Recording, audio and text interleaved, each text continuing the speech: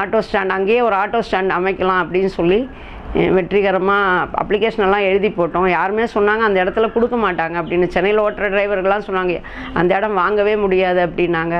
ஆனால் நான் கிட்டத்தட்ட 1 வருஷம் போராடி நம்ம புரட்சித் தலைவி அம்மா கையிலேருந்தே அந்த ஸ்டாண்டை வாங்கியிருக்கேன். வாங்கி அந்த இடத்துல கிட்டத்தட்ட 13 வருஷம் அந்த ஸ்டாண்டு இருக்கிற வரைக்கும் அந்த ஸ்டாண்டுக்கு யூனியன் லீடராகவும் இருந்தேன். அவ்வளோ ஜென்ஸுக்கு இடையில நான் ஒரு யூனியன் லீடராக இருந்தேன்.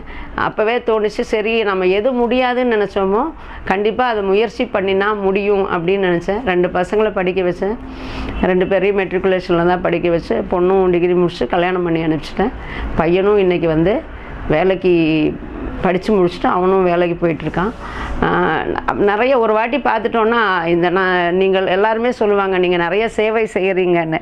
ஆனால் ஒரு நாளைக்கு பார்த்துட்டிங்கன்னா ஒரு 100 கிலோமீட்டர் 200 கிலோமீட்டர் ஓட்டும்போது ஒரு 50-60 கிலோமீட்டர் வந்து நம்ம எம்டியாக தான் போகிறோம்.